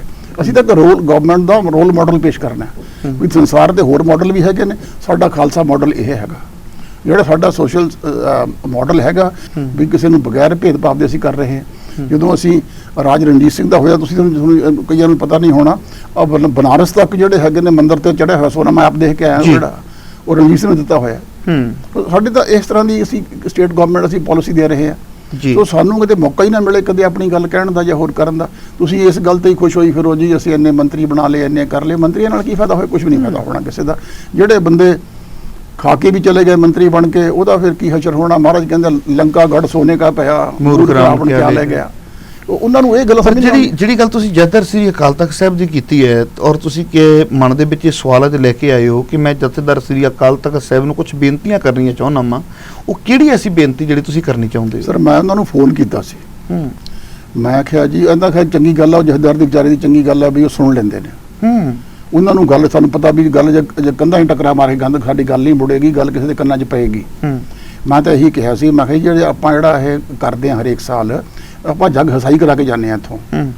ਹੈ ਤਾਂ ਸਭ ਤੋਂ ਵੱਡਾ ਕਹਾਣਾ ਆਪਣਾ। ਆਏ ਸਾਲ ਕਿਹੜਾ ਜਿਹੜਾ 6 ਜੂਨ ਦਾ ਉੱਥੇ ਹੁੰਦਾ ਪ੍ਰੋਗਰਾਮ, ਜੱਗ ਹਸਾਈ ਹੁੰਦੀ ਹੈ ਜੀ ਹਰੇਕ ਵਾਰੀ। ਪੱਗਾਂ ਲਹਿੰਦੀਆਂ ਨੇ, ਕਿਰਪਾਨਾਂ ਚੱਲਦੀਆਂ ਨੇ। ਇਹ ਤੁਸੀਂ ਮੇਰੀ ਗੱਲ ਸੁਣੋ ਨਾ, ਜਦੋਂ ਤੁਸੀਂ ਕੋਈ ਕੰਮ ਕਰਦੇ ਹੋ, ਦੇਖੋ ਦੋ ਤਰ੍ਹਾਂ ਦੀਆਂ ਗੱਲਾਂ ਹੁੰਦੀਆਂ। ਤੁਸੀਂ ਬੋਲ ਕੇ ਆਪਣੀ ਮਨ ਦੀ ਭੜਾਸ ਕੱਢਦੇ ਹੋ, ਇੱਕ ਤੁਹਾਡੀ ਬੋਡੀ ਦੇ ਐਕਸ਼ਨਸ ਹੁੰਦੇ ਨੇ ਜਿਹੜੇ ਸਿੰਬੋਲਿਕ, ਜਿਹਨੂੰ ਆਪਾਂ ਕਹਿੰਦੇ ਆ, ਜਿਹਦੇ ਰਾਹੀਂ ਲੋਕਾਂ ਨੂੰ ਸੰਦੇਸ਼ ਜਾਂਦਾ। ਹੁਣ ਸਪੋਜ਼ ਕਰੋ ਤੁਹਾਡੇ ਕੋਲ ਮੈਂ ਆਇਆ ਹੈਗਾ, ਮੇਰੀ ਪੱਗ ਜੋ ਵਾਲ ਨਿਕਲੇ ਹੁਣ, ਹੋਰ ਮੈਨੂੰ ਕਿਸੇ ਨੂੰ ਕਹਿਣ ਦੀ ਲੋੜ ਨਹੀਂ, ਬੰਦਾ ਕੀ ਹੋਊਗਾ, ਸਾਰਾ ਕੁਝ ਆਪੇ ਬਿਆਨ ਹੋ ਜਾਂਦਾ। ਜਦੋਂ ਤੁਸੀਂ ਆਪਣੇ ਮੌਕੇ ਜਿਹੜੇ ਹੈਗੇ ਨੇ, ਜਿਹੜੇ ਬੜੇ ਗੰਭੀਰ ਨੇ, ਜਿੱਥੇ ਤੁਹਾਨੂੰ ਸਾਰਿਆਂ ਨੂੰ ਬੜਾ ਸੰਜੀਦਾ ਹੋ ਜਾਣਾ ਚਾਹੀਦਾ, ਉੱਥੇ ਲੜਾਈਆਂ ਕਰਕੇ ਪੱਗਾਂ ਲਾ ਕੇ ਜਾ ਰਹੇ ਹੋ। ਲੋਕਾਂ ਨੂੰ ਕੀ ਦੱਸ ਰਹੇ ਹੋ ਤੁਸੀਂ? ਦੁਨੀਆ ਕੀ ਦੇਖ ਰਹੀ ਹੈ? ਸੋ ਮੈਂ ਉਹਨਾਂ ਨੂੰ ਕਿਹਾ ਸੀ, ਮੈਂ ਕਿਹਾ ਜੀ ਮੇਰੇ ਵਿਚਾਰ ਇਹ ਹੈਗੇ ਨੇ, ਦੇਖੋ ਹੁਣ ਵੱਡੇ ਵੱਡੇ ਇਕੱਠ ਤਾਂ ਸ਼ਾਇਦ ਨਾ ਹੋ ਸਕਣ, ਕਿਉਂਕਿ ਆ ਬਿਮਾਰੀ ਦਾ ਵੀ ਚੱਲ ਰਿਹਾ ਹੈ ਤੇ ਦੁਨੀਆ ਫੈਲ ਵੀ ਸਿੱਖਾਂ ਦੀ ਬਹੁਤ ਗਈ ਹੈ। ਵੀ ਮੈਂ ਤੁਹਾਨੂੰ ਇਹ ਕਹਿਣਾ ਵੀ ਤੁਸੀਂ ਇੱਕ ਜਨਰਲ ਅਪੀਲ ਕਰ ਦਿਓ ਵੀ ਦੁਨੀਆ ਦੀ ਜਿੰਨੀਆਂ ਜਥੇਬੰਦੀਆਂ ਨੇ, ਜਿੰਨੇ ਵੀ ਕੋਈ ਹੋਰ ਚਾਹਵਾਨ ਸਿੱਖ ਨੇ, ਆਪਣੀ ਈਮੇਲ ਰਾਹੀਂ ਤੁਹਾਨੂੰ ਸੁਜੈਸ਼ਨ ਭੇਜਣ ਵੀ ਆਹ ਹੋਣਾ ਚਾਹੀਦਾ ਹੈ, ਕੌਮ ਦਾ ਅਗਲਾ ਜਿਹੜਾ ਰਸਤਾ ਇਸ ਤਰ੍ਹਾਂ ਖੁੱਲੇ। ਤੁਸੀਂ ਉਹ ਸਾਰੇ ਸੁਝਾਅ ਨੂੰ ਲੈ ਕੇ ਕਮੇਟੀ ਬਣਾਓ ਉਹਨਾਂ ਬੰਦਿਆਂ ਦੀ ਜਿਨ੍ਹਾਂ ਨੇ ਕਦੇ ਸ਼੍ਰੋਮਣੀ ਕਮੇਟੀ ਤੋਂ ਜਾਂ ਸਰਕਾਰ ਤੋਂ ਕੋਈ ਮਾਨ ਸਨਮਾਨ ਨਾ ਲਏ ਹੋਣ। ਉਹੀ ਨਿਰਪੱਖ ਹੋ ਕੇ ਸੋਚ ਸਕਦੇ ਨੇ। ਜਿਹੜੇ ਸਰਕਾਰੀ ਹੁੰਦੇ ਨੇ ਉਹ ਤਾਂ ਸਰਕਾਰੀ ਹੁੰਦੇ ਨੇ, ਉਹਦਾ ਕੀ ਕਰਨਾ। ਉਹ ਕਮੇਟੀ ਬਣਾ ਕੇ ਉਹਨੂੰ ਸ਼ਾਰਟ ਲਿਸਟ ਕਰੋ ਵੀ ਕੀ ਆਇਆ। ਉਹ ਸੁਝਾਵਾਂ ਨੂੰ ਲੋਕਾਂ ਦੇ ਅੱਗੇ ਰੱਖੋ, ਸੰਗਤ ਦੇ ਅੱਗੇ ਰੱਖੋ, ਉਹਨਾਂ ਦੇ ਆਧਾਰ ਤੇ ਨਿਰਣੇ ਹੋਣੇ ਚਾਹੀਦੇ। ਔਰ ਮੈਂ ਤੁਹਾਨੂੰ ਗਰੰਟੀ ਨਾਲ ਕਹਿਣਾ ਵੀ ਤੁਹਾਨੂੰ ਡੈਫੀਨਿਟਲੀ ਗੁਰਾਹ ਮਿਲੇਗਾ। ਅੱਛਾ ਜੀ। ਹਾਂ, ਉਹ ਕਹਿੰਦੇ ਮੈਨੂੰ ਲਿਖ ਕੇ ਭੇਜ ਦੇ। ਫਿਰ ਲਿਖ ਕੇ ਬੜਾ ਲੰਬਾ ਲਿਖਿਆ ਜਾ ਨਹੀਂ ਸਕਦਾ ਸੀ, ਕੋਈ ਈਮੇਲ ਪੰਜਾਬੀ ਜਾਂਦੀ ਨਹੀਂ ਸੀ ਮੇਰੇ ਕੋਲ ਤਾਂ। ਫਿਰ ਮੈਂ WhatsApp ਕਰਕੇ ਭੇਜਿਆ ਸੀ ਇਹੋ ਜਿਹੀਆਂ ਗੱਲਾਂ। ਮੈਂ ਕਿਹਾ ਤੁਸੀਂ ਹੋਰਾਂ ਲੋਕਾਂ ਤੋਂ ਹੀ ਮੰਗ ਲਓ, ਮੈਂ ਨਹੀਂ ਕਹਿੰਦਾ ਵੀ ਜੋ 100% ਮੈਂ ਕਹਿੰਦਾ। ਹਾਂ, ਕਿਉਂਕਿ ਇਹ ਤਾਂ ਹੋਣਾ ਵੀ ਨਹੀਂ ਚਾਹੀਦਾ। ਕੋਈ ਕਹੇ ਵੀ ਸਾਰਾ ਕੁਝ ਮੇਰੇ ਕੋਲ ਹੀ ਹੈ, ਤਾਂ ਹੁੰਦਾ ਹੀ ਨਹੀਂ ਕਦੇ। ਇਹ ਤਾਂ ਗੁਰੂ ਮਹਾਰਾਜ ਕੋਲ ਸਭ ਕੁਝ ਹੁੰਦਾ, ਸਿੱਖਾਂ ਕੋਲ ਤਾਂ ਨਹੀਂ ਹੋ ਸਕਦਾ। ਉਹ ਤਾਂ ਆਪਣੇ ਜੂਨ 1984 ਦੇ ਯਾਦ, ਸ਼ਹੀਦਾਂ ਦੀ ਯਾਦ ਵਿੱਚ ਪ੍ਰੋਗਰਾਮ ਹੁੰਦਾ ਆ। ਹਾਂਜੀ। ਤੇ ਉਹਦੇ ਤੇ ਸਿੱਖ ਆਪਣੇ ਇਨਸਾਫ ਦੀ ਮੰਗ ਕਰਦੇ ਨੇ ਕਿ ਤੁਹਾਡੇ ਮੁਤਾਬਕ ਇਨਸਾਫ ਦੀ ਮੰਗ ਕਰਨਾ ਗਲਤ ਹੈ ਐਜ਼ ਏ ਐਡਵੋਕੇਟ? ਸਰ, ਇਨਸਾਫ ਦੀ ਮੰਗ ਕਰਨ ਉਹਦੇ ਤਰੀਕੇ ਹੁੰਦੇ ਨੇ। ਤੁਸੀਂ ਇੱਕ ਰਸਮੀ ਤੌਰ ਤੇ ਕਹਿ ਦਿਓ ਵੀ ਹਾਂ ਜੀ ਸਾਨੂੰ ਖਾਲਿਸਤਾਨ ਚਾਹੀਦਾ ਹੈ, ਸਾਨੂੰ ਆਹ ਕਰੋ। ਅੱਛਾ, ਜਿਹੜਾ ਅਸੀਂ ਕੰਮ ਕਰਾਂਗੇ ਉਦੋਂ ਬਾਅਦ ਜਿਹੜੇ ਬੰਦਿਆਂ ਨੇ ਡਿਊਟੀ ਲਾਈ ਹੈ ਆਪਣੀ ਵੀ ਅਸੀਂ ਕਰਕੇ ਦੇਵਾਂਗੇ, ਉਹਨਾਂ ਸਿੰਸੀਅਰਿਟੀ ਲੈਵਲ ਕਿੰਨਾ ਘੱਟ ਹੈ? ਉਹਨਾਂ 'ਚ ਜਿਹੜੀ ਕੌਮ ਪ੍ਰਤੀ ਸਮਰਪਿਤ ਹੈ ਕਿੰਨੇ ਘੱਟ ਹੈਗੇ ਨੇ? ਉਹਨਾਂ ਦੇ ਭਰੋਸਾ ਕਿਵੇਂ ਕਰੀਏ ਜਦੋਂ ਪਿਛਲੇ 30-35 ਸਾਲ ਤੋਂ ਇਹੀ ਅਰਦਾਸਾਂ ਹੁੰਦੀਆਂ ਆ ਰਹੀਆਂ ਨੇ, ਇਨਸਾਫ ਦਿਓ। ਇਨਸਾਫ ਤਾਂ ਲੈਣਾ ਨਹੀਂ ਕਿਸੇ ਨੇ। ਇਹੀ ਹਾਲ ਉਹਨਾਂ ਦਾ ਆਪਣੇ ਜਿਹੜੇ ਦਿੱਲੀ 'ਚ ਹੋ ਕੇ ਹਟਿਆ ਸਾਡੇ। ਇਸੇ ਕਰਕੇ ਕਹਿੰਦੇ ਅਗਲੇ ਪ੍ਰੋਗਰਾਮ ਤੇ ਇਹ ਕੌਮਾਂ ਨਾਲ ਦੁਆਰ ਘਟੇਗਾ। ਹੁਣ ਤੁਸੀਂ ਦੇਖ ਲਓ, ਹੁਣ ਸਰਕਾਰ ਕਹਿੰਦੀ ਹੈ ਵੀ ਕਰੋਨਾ ਦੇ ਪ੍ਰੀਕਾਸ਼ਨ ਲਓ, ਜਿਹੜੇ ਨਹੀਂ ਲੈਣਗੇ ਉਹ ਤਾਂ ਫੈਲੇਗਾ ਹੀ ਫਿਰ। ਸੋ ਇਹੀ ਹਾਲ ਸਿੱਖਾਂ ਦਾ ਹੋ ਰਿਹਾ। ਤੁਸੀਂ ਜਿਹੜੀ ਕੰਮ ਸਟੈਪ ਚੱਕਦੇ ਹੋ ਉਹਦੇ ਨਾਲ ਕੌਮ 4 ਕਦਮ ਪਿੱਛੇ ਜਾਂਦੀ ਹੈ।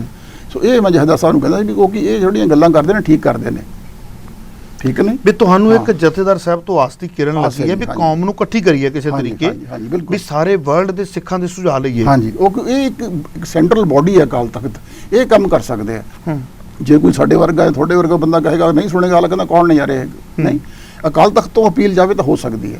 ਔਰ ਉਹਦੇ ਨਾਲ ਕੀ ਹੋਏਗਾ ਵੀ ਜਿੱਥੇ ਕੌਮ ਇਕੱਠੀ ਹੁੰਦੀ ਹੈ, ਜਥੇਦਾਰ ਨੂੰ ਤਾਕਤ ਮਿਲੇਗੀ, ਇੰਸਟੀਟਿਊਸ਼ਨ ਤਕੜਾ ਹੋਏਗਾ। ਹੁਣ ਕੀ ਹੁੰਦਾ, ਜਦੋਂ ਜੀ ਕਰਦਾ, ਤੁਸੀਂ ਸੁਣਿਆ ਹੋਣਾ ਕਈ ਗੱਲਾਂ ਮੈਂ ਦੱਸ ਸਕਦਾ, ਤੁਸੀਂ ਵੀ ਸੁਣੀਆਂ ਹੋਣੀ, ਜਥੇਦਾਰ ਕਿਵੇਂ ਬਣਾਏ ਜਾਂਦੇ ਆ, ਕਿਵੇਂ ਲਾਹੇ ਜਾਂਦੇ ਆ। ਇਸ ਤਰ੍ਹਾਂ ਅਗਲੇ ਨੂੰ ਕਹਿਣ ਵੀ ਝੱਟ ਤੱਕ ਸਵੇਰ ਤੋਂ ਨਹੀਂ ਆਉਣਾ ਵੀ ਕੰਮ ਤੇ ਤੋਂ, ਜਿਵੇਂ ਆਪਾਂ ਕਹਿ ਦਿੰਦੇ ਹਾਂ ਕੋਈ ਕੰਮ ਵਾਲੀ ਰੱਖੀ ਹੁੰਦੀ ਹੈ ਵੀ ਸਵੇਰ ਤੋਂ ਨਹੀਂ ਆਉਣਾ। ਤੁਹਾਨੂੰ ਇੱਕ ਵਾਰੀ ਤੁਹਾਨੂੰ ਸ਼ਾਇਦ ਪਤਾ ਵੀ ਹੋਣਾ, ਅਵਨਾਸ਼ੀ ਸਿੰਘ ਜੀ। ਪਰ ਇਹ ਗੱਲ ਜਥੇਦਾਰ ਸਾਹਿਬ ਦੇ ਉੱਪਰ ਤੇ ਲਾਗੂ ਹੋ ਸਕਦੀ ਹੈ? ਲਾਗੂ ਹੋਈ ਸੀ, ਤੁਹਾਨੂੰ ਦੱਸਦਾ ਮੈਂ। ਸਾਧੂ ਸਿੰਘ ਜਥੇਦਾਰ ਸੀ ਮੇਰਾ ਖਿਆਲ, ਜਦੋਂ ਜਥੇਦਾਰ ਗੁਰਦਿਆਲ ਸਿੰਘ ਜਨੋਹਾ ਵੀ ਬੜੇ ਕੰਮ ਦੇ ਹੋਏ ਸੀ, ਉਹਨਾਂ ਦਾ ਵੀ ਇੱਕ ਸਟੈਂਡ ਸੀਗਾ। ਉਹਨਾਂ ਨੂੰ ਵੀ ਜਦੋਂ ਇਹ ਨਿਰੰਕਾਰੀ ਦਾ ਜਿਹੜਾ ਕਾਂਡ ਹੋਇਆ ਸੀ ਤਾਂ ਉਹ ਜਿਹੜਾ ਹੁਕਮਨਾਮਾ ਜਾਰੀ ਹੋਇਆ ਸੀ ਤਾਂ ਉਹ ਸਾਰੇ ਗੁਰਚਰਨ ਸਿੰਘ ਟੋੜਾ ਵੀ ਦੱਸਦੇ ਸੀ ਵੀ ਸਰਦਾਰ ਕਪੂਰ ਸਿੰਘ ਉਹਨਾਂ ਨੂੰ ਪੁੱਛ ਕੇ ਸਾਰੇ ਉਹਨੇ ਲਿਖਿਆ ਵੀ ਉਹਨਾਂ ਨੇ ਸੀਗਾ, ਕਹਿੰਦੇ ਤੁਸੀਂ ਲਿਖ ਕੇ ਦਿਓ ਜੀ ਅਸੀਂ ਤਾਂ ਉਹੀ ਪੜ੍ਹ ਦਿਆਂਗੇ, ਸਾਨੂੰ ਤਾਂ ਲਿਖਣਾ ਵੀ ਨਹੀਂ। ਹੁਣ ਜੋ ਉਹ ਦੇਖ ਲਓ ਉਹ ਹੁਕਮਨਾਮੇ ਦੀ ਲੈਂਗੁਏਜ ਦੇਖ ਲਓ, ਹੁਣ ਵਾਲੇ ਦੇਖ ਲਓ ਕਿੰਨਾ ਫਰਕ ਹੈ। ਤਾਂ ਉਹ ਮਗਰੋਂ ਪ੍ਰਸ਼ਿਤ ਕਰਨਾ ਸ਼ੁਰੂ ਹੋ ਗਿਆ ਅਜਨੋਹਾ ਸਾਹਿਬ ਤੇ ਵੀ ਤੁਸੀਂ ਇਹ ਹੁਕਮਨਾਮਾ ਵਿਡਰਾਅ ਕਰ ਲਓ। ਉਹ ਕਹਿੰਦਾ ਮੈਂ ਨਹੀਂ ਕਰਦਾ। ਸੋ ਇਸ ਤਰ੍ਹਾਂ ਹੀ ਇੱਕ ਸਾਧੂ ਸਿੰਘ ਜਥੇਦਾਰ ਹੋਏ ਨੇ, ਉਹਨਾਂ ਨੂੰ ਉਹ ਕਹਿੰਦੇ ਨਹਾਉਣ ਚੱਲੇ ਸੀ ਤਾਂ ਅਵਿਨਾਸ਼ੀ ਸਿੰਘ ਵਗੈਰਾ ਚਲੇ ਗਏ ਉਹਨਾਂ ਕੋਲ, ਕਹਿੰਦੇ ਜੀ ਪ੍ਰਧਾਨ ਸਾਹਿਬ ਕਹਿੰਦੇ ਤੁਸੀਂ ਅਸਤੀਫਾ ਦੇ ਦਿਓ। ਉਹ ਕਹਿੰਦਾ ਜੀ ਮੈਂ ਹੁਣ ਨਹਾ ਕੇ ਆਇਆ। ਕਹਿੰਦਾ ਨਾ ਜੀ ਫੇਰ ਨਹਾਉਣ ਜਾਇਓ, ਪਹਿਲਾਂ ਦੇਖ ਜਾਓ। ਅੱਛਾ, ਇਹੋ ਜਿਹੀਆਂ ਤੁਸੀਂ ਗੱਲਾਂ ਲੋਕਾਂ ਨੂੰ ਰਿਡਿਕੂਲਸ ਲੈਵਲ ਤੇ ਲੈ ਜਾਂਦੇ ਹੋ, ਫਿਰ ਤੁਸੀਂ ਆਸ ਕਰਦੇ ਹੋ ਵੀ ਇਹਦਾ ਮਾਨ ਸਨਮਾਨ ਸਿੱਖ ਕੌਮ ਕਰੇ, ਤੁਸੀਂ ਉਹਦਾ ਟਕੇ ਦਾ ਮੁੱਲ ਨਹੀਂ ਪਾਉਂਦੇ। ਇਸ ਤਰ੍ਹਾਂ ਕਿਵੇਂ ਕੰਮ ਚੱਲੇਗਾ? ਜਿਹੜਾ ਬੰਦਾ ਜਦੋਂ ਅਸੀਂ ਚਾਹੁੰਦੇ ਹਾਂ ਵੀ ਹੁਕਮ ਮੰਨਿਆ ਜਾਵੇ, ਉਹਦਾ ਕੋਈ ਰੁਤਬਾ ਹੋਵੇ, ਉਹਦਾ ਕੋਈ ਸਟੇਟਸ ਹੋਵੇ, ਉਹਦਾ ਕੋਈ ਕੁਆਲੀਫਿਕੇਸ਼ਨ ਹੋਵੇ। ਤੁਸੀਂ ਜਿਹੜਾ ਤੁਸੀਂ ਦੇਖੋ, ਮੇਰੀ ਗੱਲ ਸੁਣੋ, ਮੈਂ ਨਾਂ ਲਵਾਂ ਤਾਂ ਚੰਗਾ ਲੱਗਦਾ ਨਹੀਂ, ਪਰ ਇੱਕ ਜਥੇਦਾਰ ਇੱਕ ਪਹਿਲਾਂ ਹੋ ਕੇ ਗਏ ਨੇ, ਲੋਕ ਕਹਿੰਦੇ ਸੀ ਇਹ ਤਾਂ ਜੀ ਇਹਦਾ ਮੁੰਡਾ ਡੰਗਰਾਂ ਦੇ ਮੰਡੀ 'ਚ ਕੱਟੇ ਵੇਚਦਾ ਜੀ। ਸੋ ਜੋ ਇਹੋ ਜਿਹੇ ਬੰਦੇ ਕਰਨਗੇ ਕੱਟੇ ਬੱਚੇ ਵੇਚਣ ਵਾਲੇ, ਤਾਂ ਉਹ ਗੱਲਾਂ ਨਹੀਂ ਹੋਣਗੀਆਂ ਜੀ, ਕੌਮ 2 ਕਦਮ ਪਿੱਛੇ ਮੁੜੇਗੀ। ਪਰ ਉੱਥੇ ਆਪਾਂ ਇਹ ਵੀ ਪੱਖ ਲੈ ਸਕਦੇ ਹਾਂ ਵੀ ਜਿਹੜਾ ਪੋਲੀਟੀਕਲ ਬੰਦਾ ਆ ਉਹਨੂੰ ਕੀ ਹੱਕ ਹੈ ਵੀ ਇਹ ਇਸ ਤਰੀਕੇ ਨਾਲ ਜਥੇਦਾਰਾਂ ਦੇ ਉੱਪਰ ਉਂਗਲ ਚੁੱਕਣ ਦਾ? ਸਰ ਉਹ ਗੱਲ ਹੈਗੀ, ਦੇਖੋ ਅੰਗਰੇਜ਼ਾਂ ਦੇ ਸਿਸਟਮ 'ਚ ਸਾਡੇ ਗਿਰ ਗਿਆ ਸੀ। ਦੇਖੋ ਗੁਰੂਆਂ ਦੇ ਵੇਲੇ ਤੋਂ ਬਾਅਦ ਜਿਹੜਾ ਇੱਕ ਸਿਸਟਮ ਜੀ ਸਾਨੂੰ ਜੁਗਾ ਕੇ ਰੱਖਿਆ ਨਾ, ਉਹ ਅਸੀਂ 2 ਇੰਸਟੀਟਿਊਸ਼ਨਸ, ਮੈਂ ਹੁਣ ਵੀ ਕਹਿੰਦਾ ਜਿਹਨਾਂ ਦੇ ਉਹ ਮੁੜ ਹੋਣਗੇ ਤਾਂ ਕੌਮ ਦਾ ਭਲਾ ਹੋਏਗਾ, ਸਰਬੱਤ ਖਾਲਸਾ ਤੇ ਗੁਰਮਤਾ ਜੀ। ਔਰ ਇਸੇ ਕਰਕੇ ਇੱਕ ਅੰਗਰੇਜ਼ਾਂ ਦਾ ਵੀ ਕਿਹਾ ਹੋਇਆ ਵੀ ਸਾਰੀ ਲੋਕਾਂ ਨੂੰ ਹਮੇਸ਼ਾ ਲਈ ਮੂਰਖ ਨਹੀਂ ਬਣਾਇਆ ਜਾ ਸਕਦਾ। ਮੈਂ ਕਹਿੰਦਾ 2-2.5 ਜਿੰਨੇ 3 ਕਰੋੜ ਦੀ ਕੌਮ ਹੈ, ਤਾਂ ਇਹ ਸਾਰੇ ਸਿੱਖ ਥੋੜ੍ਹੀ ਖਰੀਦ ਸਕਦਾ ਕੋਈ। ਨਾ ਕਿਸੇ ਕੋਲ ਨੇ ਪੈਸੇ ਨੇ, ਨਾ ਕਿਸੇ ਕੋਲ ਹਿੰਮਤ ਆ, ਨਾ ਹੀ ਸਾਰੇ ਵਿਕਾਊ ਨੇ। ਸੋ ਕੁਛ ਤਾਂ ਨਿਕਲੇ ਹੁੰਦੇ ਨੇ ਨਾ ਵਿੱਚੋਂ। ਇਹੀ ਗੱਲਾਂ ਸਰਵਾਈਵ ਕਰਦੇ, ਗੁਰਮਤਾ ਸਰਬੱਤ ਖਾਲਸਾ ਤੇ ਸਰਵਾਈਵ ਕਰਦੇ ਰਹੇ ਆ ਜੀ। ਨਹੀਂ ਤਾਂ ਦੇਖੋ ਮੇਰੀ ਗੱਲ ਸੁਣੋ, ਆਲਾ ਸਿੰਘ ਨਹੀਂ ਹਾਜ਼ਰੀ ਭਰ ਕੇ ਆਇਆ ਅਹਿਮਦ ਸ਼ਾਹ ਅਬਦਾਲੀ ਦੀ, ਐਂ ਤਾਂ ਬਥੇਰੇ ਭਰਦੇ ਹੋਣੇ, ਜੋ ਰਾਜ ਭਾਗ ਹੁੰਦਾ ਜੀ ਲੋਕ ਜਾਂਦੇ ਨੇ, ਪਰ ਆਮ ਖਾਲਸਾ ਨਹੀਂ ਗਿਆ। ਨਵਾਬੀ ਦੇਣ ਲੱਗੇ ਸੀ ਨਵਾਬ ਕਪੂਰ ਸਿੰਘ ਨੂੰ, ਕਿਵੇਂ ਚਲਾ ਮਾਰੀ ਲੋਕਾਂ ਨੇ ਵੀ ਅਸੀਂ ਤਾਂ ਪੰਥ ਪ੍ਰਕਾਸ਼ ਚ ਪੜ੍ਹਿਆ ਹੋਣਾ, ਹਮ ਰੱਖਤ ਪਾਤਸ਼ਾਹੀ ਦਾ ਵਾ ਵੀ ਅਸੀਂ ਸੋਵਰਨਿਟੀ ਨੂੰ ਕਲੇਮ ਕਰਦੇ ਹਾਂ ਇੱਥੋਂ ਦੀ, ਅਸੀਂ ਨਹੀਂ ਕਰਨਾ ਕੋਈ ਸੈਕੰਡਰੀ ਸਟੇਟਸ ਲੈਣਾ। ਔਰ ਇਹੀ ਰਾਜਾ ਦਾ ਖਿਤਾਬ ਸ਼ਿਵਾਜੀ ਨੇ ਮੰਗ ਕੇ ਲਿਆ ਸੀ ਔਰੰਗਜ਼ੇਬ ਤੋਂ। ਉਹਨਾਂ ਦੀ ਆਪਣੀ ਸੋਚ ਹੈ, ਸਾਡੀ ਆਪਣੀ ਸੋਚ ਹੈ ਨਹੀਂ। ਉਹ ਜਿਹੜੀਆਂ ਗੱਲਾਂ ਗੁਰੂ ਸਾਹਿਬ ਨੇ ਕਹੀਆਂ ਨੇ, ਇਹ ਕੋਈ ਤੁਕਬੰਦੀ ਨਹੀਂ ਹੈ, ਖਾਲਸਾ ਅਕਾਲ ਪੁਰਖ ਕੀ ਫੌਜ, ਇਹ ਗੱਲਾਂ ਐਵੇਂ ਨਹੀਂ ਹੈਗੀਆਂ। ਇਹ ਗੱਲਾਂ ਦੇ ਕੋਈ ਬੜੇ ਡੀਪ ਮੀਨਿੰਗਸ ਹੈਗੇ ਨੇ, ਔਰ ਉਹ ਗੱਲਾਂ ਦਾ ਸੋਚਣੀਆਂ ਨਹੀਂ ਕਿਸੇ ਨੇ ਵੀ ਜੇ ਗੁਰੂ ਸਾਹਿਬ ਨੇ ਕੀ ਬਣਾਇਆ ਸੀ, ਕੀ ਚਲੇ ਗਏ ਜੀ। ਫਿਰ ਤੁਹਾਨੂੰ ਕੀ ਲੱਗਦਾ ਵੀ ਇਹ ਹੁਣ 84 ਜਦੋਂ ਆ ਜਾਂਦਾ ਹੈ ਸ਼ਹੀਦਾਂ ਦੀ ਯਾਦ ਦੇ ਵਿੱਚ, ਉੱਥੇ ਜਿਵੇਂ ਤੁਸੀਂ ਦੱਸਿਆ ਵੀ ਤਮਾਸ਼ਾ ਬਣ ਜਾਂਦਾ, ਨੋ ਡਾਊਟ ਕਈ ਵਾਰੀ ਪੱਗਾਂ ਲੈਂਦੀਆਂ ਨੇ, ਔਰ ਜਿਹੜੇ ਨੈਸ਼ਨਲ ਚੈਨਲ ਨੇ ਇਸ ਚੀਜ਼ ਨੂੰ ਵਾਕਈ ਤਮਾਸ਼ਾ ਬਣਾ ਕੇ ਪੇਸ਼ ਕਰ ਲੈਂਦੇ ਨੇ। ਹੋਰ ਕੋਈ ਤੁਹਾਡੀ ਖਬਰ ਚੱਕਣ ਨਾ ਚੱਕਣ, ਪਰ ਇਹੋ ਜਿਹੀ ਖਬਰ ਜ਼ਰੂਰ ਚੱਕ ਲੈਂਦੇ ਨੇ। ਇਸ ਗੱਲ ਨਾਲ ਮੈਂ ਸਹਿਮਤ ਹਾਂ। ਪਰ ਤੁਸੀਂ ਕਿਹਾ ਵੀ ਇਨਸਾਫ ਲੈਣ ਦਾ ਵੀ ਇੱਕ ਤਰੀਕਾ ਹੈ ਐਜ਼ ਏ ਐਡਵੋਕੇਟ। ਤੁਸੀਂ ਦੱਸੋ ਵੀ ਜਥੇਦਾਰ ਸਾਹਿਬ ਉਦੋਂ ਕੀ ਕਰਨ ਜਦੋਂ ਕੌਮ ਦੇ ਅੰਦਰ ਜਜ਼ਬਾਤ ਹੈ, 6 ਜੂਨ ਕਰਕੇ ਆਏ ਨੇ, ਉਹ ਇਨਸਾਫ ਦੀ ਮੰਗ ਕਰਦੇ ਪਏ ਨੇ, ਉਹਨਾਂ ਨੂੰ ਸ਼ਾਂਤ ਕੀਤਾ ਜਾਵੇ ਜਾਂ ਉੱਥੇ ਕੋਈ ਪ੍ਰੋਗਰਾਮ ਕੀ ਕੀਤਾ ਕੀ ਜਾਵੇ? ਫਿਰ ਤੁਸੀਂ ਦੇਖੋ, ਜੇ ਹੁਣ ਸਪੋਜ਼ ਮੰਗ ਰੱਖਤੀ, ਫਾਰਮਲੀ ਮੰਗ ਰੱਖਤੀ, ਸਪੋਜ਼ ਕਰੋ ਰਸਮੀ ਤੌਰ ਤੇ ਰੱਖਤੀ ਮੰਗ ਨੂੰ ਨੈਗੋਸ਼ੀਏਟ ਕਰਨ ਕੌਣ ਜਾਏਗਾ? ਉਹੀ ਰਸਮੀ ਰਵਾਇਤੀ ਲੀਡਰ ਜਾਣਗੇ। ਉਹਨੂੰ ਸਿੰਸੈਰਿਟੀ ਹੈ ਨਹੀਂ। ਇਹੀ ਬੰਦੇ ਚੰਡੀਗੜ੍ਹ ਪਿੱਛੇ ਨਹੀਂ ਬੋਲ ਸਕੇ, ਇਹੀ ਬੰਦੇ ਰਾਣੀਆਂ ਪਿੱਛੇ ਨਹੀਂ ਬੋਲ ਸਕੇ। ਮੈਂ ਤੁਹਾਨੂੰ ਦੱਸਦਾ, ਇੱਕ ਵਾਰੀ ਮੈਂ ਵਿਧਾਨ ਸਭਾ ਚਲਾ ਗਿਆ, ਹੁਣ ਪਿਛਲੇ ਸਾਲ ਦੀ ਗੱਲ ਆ, ਉਸ ਵੇਲੇ ਬਜਟ ਸੈਸ਼ਨ ਹੋ ਕੇ ਹਟਿਆ ਸੀ। ਮੈਂ 1-2 MLA ਨੂੰ ਪੁੱਛਿਆ, ਮੈਂ ਕਿਹਾ ਤੁਸੀਂ ਇਹ ਮਤਾ ਕਿਉਂ ਨਹੀਂ ਪਾਸ ਕਰਦੇ ਵੀ ਪੰਜਾਬ ਦੇ ਜਿਹੜੇ ਪਾਣੀ ਜਾ ਰਹੇ ਨੇ ਉਹਦਾ ਸਾਨੂੰ ਪੈਸੇ ਮਿਲਣੇ ਚਾਹੀਦੇ ਨੇ? ਉਹ ਕਹਿੰਦੇ ਮਤਾ ਪਾਸ ਹੋਇਆ ਤੇ ਮੈਂ ਕਿਹਾ ਫਿਰ ਬਿੱਲ ਭੇਜੋ। ਤੇ ਉਹ ਕਹਿੰਦੇ ਜੀ ਇਹ ਤਾਂ ਹੁਣ ਸਰਕਾਰ ਹੀ ਕਰ ਸਕਦੀ ਹੈ। ਇੰਨੇ ਚਿਰ ਨੂੰ ਮੈਨੂੰ ਮਨਪ੍ਰੀਤ ਸਿੰਘ ਬਾਦਲ ਉੱਥੇ ਖੜੇ ਮਿਲ ਗਏ। ਮੈਂ ਕਿਹਾ ਜੀ ਇਹ ਜਿਹੜਾ ਸੁਣਿਆ ਵਿਧਾਨ ਸਭਾ ਨੇ ਮਤਾ ਪਾਸ ਕਰਤਾ, ਤੁਸੀਂ ਇਹਦਾ ਬਿੱਲ ਭੇਜੋ। ਕਹਿੰਦੇ ਤਾਂ CM ਸਾਹਿਬ ਹੀ ਦੱਸ ਸਕਦੇ। ਸੋ ਜਿਹੜੇ ਇਸ ਤਰ੍ਹਾਂ ਆਪਾਂ ਕਰ ਦਾਂਗੇ, ਜੇ ਹੁਣ ਸਾਰੀ ਕੌਮ ਕਹੇ ਵੀ ਅਸੀਂ ਤਾਂ ਜੀ ਪਾਣੀ ਨਹੀਂ ਜਾਣ ਦਿੰਦੇ, ਵੀ ਨੱਕਾ ਵੱਢਾਂਗੇ ਜੇ ਤੁਸੀਂ ਸਾਡੇ ਪੈਸੇ ਨਹੀਂ ਦਿੰਦੇ। ਤਾਂ ਇਹ ਗੱਲਾਂ ਜਦੋਂ ਦੇਖੋ, ਤੁਹਾਡੀ ਇਨਸਾਫ ਮਿਲਣਾ ਹੁੰਦਾ ਨਾ ਜੀ, ਇਹ ਡਿਪੈਂਡ ਕਰਦਾ ਤੁਹਾਡੇ ਲੈਣ ਵਾਲੇ ਇਨਸਾਫ ਲੈਣ ਵਾਲੇ ਤੁਹਾਡੀ ਤਮੰਨਾ ਕਿੰਨੀ ਕੁ ਹੈ। ਜੇ ਤੁਹਾਡਾ ਮਨ ਦ੍ਰਿੜ ਹੈਗਾ, ਤੁਹਾਡੇ ਕਲੀਅਰ ਹੈਗਾ ਵੀ ਇਹਨੇ ਪਤਾ ਵੀ ਇਸ ਗੱਲ ਤੋਂ ਨਹੀਂ ਕੰਪਰੋਮਾਈਜ਼ ਕਰਨਾ, ਤੁਹਾਨੂੰ ਮਿਲ ਜਾਂਦਾ। ਜਦੋਂ ਪਤਾ ਹੁੰਦਾ ਵੀ ਇਹ 2-4 ਬੰਦੇ ਪਾੜ ਲਾਂਗੇ, ਹੋਰ ਕਰ ਲਾਂਗੇ, ਫਿਰ ਕੌਣ ਇਨਸਾਫ ਦਿੰਦਾ? ਅੱਛਾ, ਹੁਣ ਦਿੱਲੀ ਵਾਲੇ ਕੇਸ ਦੇਖ ਲਓ, ਕਿੰਨੇ ਇਹ ਜਿਹੜੇ ਦਿੱਲੀ ਦੇ ਹੁਣ ਬਣੇ ਬੈਠੇ ਨੇ, ਇਹਨਾਂ ਨੇ ਕਿੰਨੇ ਗਵਾਹਾਂ ਦੇ ਥੱਪੜ ਮਾਰ ਕੇ ਮਕਰਾਏ ਨੇ। ਦਰਸ਼ਨ ਦੇਵੀ ਹੁੰਦੀ ਸੀ, ਅਵਤਾਰ ਸਿੰਘ ਹਿੱਟਰ ਨੇ ਥੱਪੜ ਮਾਰ ਕੇ ਨਹੀਂ ਰੋਕਿਆ ਉਹਨੂੰ। ਫਿਰ ਤੁਸੀਂ ਕਿਵੇਂ ਕਹਿ ਦੋਗੇ ਇਨਸਾਫ ਮਿਲ ਜਾਏਗਾ, ਟਾਈਟਲਰ ਐਂ ਕਰ ਦੋ, ਐਂ ਕਰ। ਇਹ ਰਸਮੀ ਤੌਰ ਤੇ ਗੱਲਾਂ ਹੁੰਦੀਆਂ ਸਿੱਖਾਂ ਨੂੰ ਪੈਸੀਫਾਈ ਕਰਨ ਵਾਸਤੇ। ਇਹ 2 ਤੁਸੀਂ ਸਿੱਖਾਂ ਦੀਆਂ ਲੰਘਾ ਦੋਗੇ, 2-4 ਨਸਲਾਂ ਸਿੱਖਾਂ ਦੀਆਂ ਗੁਜ਼ਾਰ ਦਿਓਗੇ, ਅਗਲੀ ਨਸਲ ਤਾਂ ਗੱਲ ਹੀ ਖਤਮ ਹੋ ਜਾਏਗੀ ਜੀ। ਫਿਰ ਸਿੱਖ ਉਹ ਨਹੀਂ ਰਹੇਗਾ ਜੋ ਸਿੱਖ ਗੁਰੂਆਂ ਨੇ ਬਣਾਇਆ ਸੀ। ਫਿਰ ਤਾਂ ਐਵੇਂ ਹੀ ਕੋਈ ਜੁੱਤੀਆਂ ਪਾਲਿਸ਼ ਕਰਨ ਵਾਲੇ ਜਾਂ ਚੌਕੀਦਾਰੀ ਕਰਨ ਵਾਲੇ ਇਹੋ ਜਿਹੇ ਬਣ ਜਾਣਗੇ, ਉਹ ਨਾ ਗੁਰੂ ਨੂੰ ਪਸੰਦ ਹੋਣਗੇ। ਜਿਵੇਂ ਗੁਰੂ ਸਾਹਿਬ ਨੇ ਮੇਰਾ ਰੂਪ ਹੈ ਖਾਸ, ਉਹ ਗੁਰੂ ਦਾ ਰੂਪ ਤਾਂ ਹੋਏਗਾ ਨਹੀਂ, ਕਿਸੇ ਬ੍ਰਾਹਮਣ ਦਾ ਰੂਪ ਹੋਏਗਾ, ਉਹਦਾ ਤਾਂ ਫਿਰ ਕਿਸੇ ਨੂੰ ਫਾਇਦਾ ਨਹੀਂ ਹੋਏਗਾ ਜੀ। ਜੇ ਤੁਸੀਂ ਗੁਰੂਆਂ ਦਾ ਸੰਦੇਸ਼, ਜਿਵੇਂ ਉਹ ਮਾਰੇ ਕਹਿੰਦੇ ਬਾਣੀ ਮਹਾਂਪੁਰਖ ਕੀ ਘਰ ਘਰ ਵਾਸਾ ਹੋਏ, ਹਰ ਤਾਂ ਲੋਕਾਂ ਨੂੰ ਲੈ ਕੇ ਜਾਓ, ਇਹ ਕਿਵੇਂ ਸੰਦੇਸ਼ ਲੈ ਕੇ ਜਾਓਗੇ? ਤੁਹਾਡੇ ਕੋਲ ਆਪਣਾ ਕੁਛ ਹੈ ਹੀ ਨਹੀਂ।